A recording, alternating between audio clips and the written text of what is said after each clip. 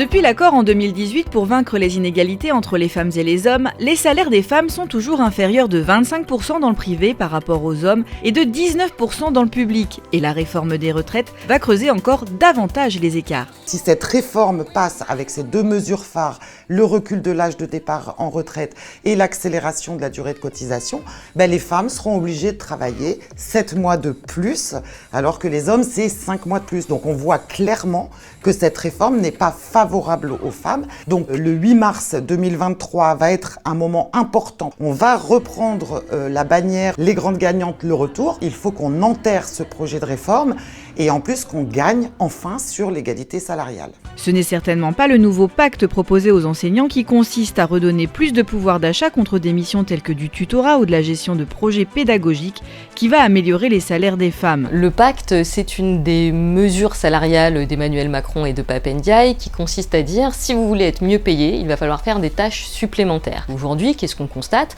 Les femmes font peu de missions supplémentaires en plus de l'acte d'enseigner, tout simplement parce que la répartition des activités domestiques, par exemple, ne leur permet pas de prendre des tâches supplémentaires.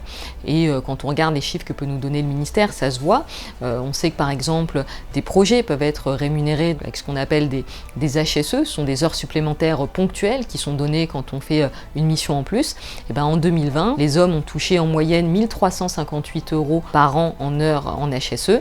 Les femmes ont touché à peine plus de 900 € en HSE. Ce qui nous fait dire à la FSU que c'est surtout une revalorisation masculine. La réforme des retraites ne prend pas non plus en compte la pénibilité de certains métiers féminins. On est en train de se rendre compte que dans les métiers qui sont assez féminisés, il y a de la pénibilité qui existe, il y a une pénibilité spécifique féminine dans ces métiers-là. Donc les gestes et postures contraignantes, ce qu'on appelle les troubles musculo-squelettiques. Parmi ces métiers-là, justement, on a les métiers qui sont liés au nettoyage dans les écoles. On a toutes les personnes qui travaillent avec de jeunes enfants, donc les auxiliaires de puère, l'animation aussi. On a toutes les aides à domicile, les gens qui travaillent avec les personnes âgées, donc forcément qui les soutiennent physiquement. Ça fait partie du port de charges lourdes. Donc il y a une vraie pénibilité. D'ailleurs, les chiffres en matière de déclaration des accidents du travail et des maladies professionnelles explosent du côté des femmes. Elles sont aujourd'hui à plus de 41%.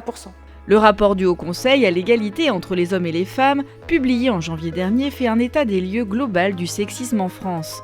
Et les recommandations pour changer les mentalités sont à appliquer dès le plus jeune âge. Les garçons prennent plus la parole que les filles et ça se ressent ensuite dans la vie adulte ou dans les réunions par exemple.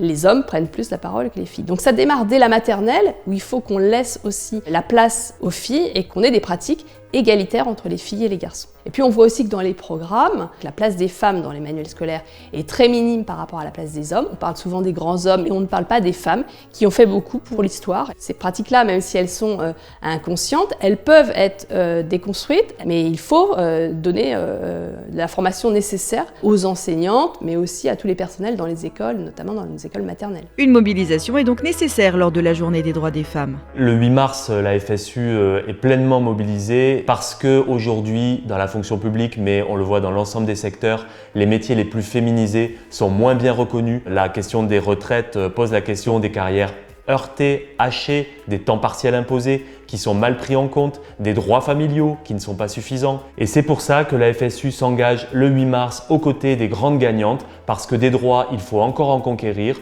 Les femmes ne sont pas les grandes gagnantes aujourd'hui, mais le seront demain.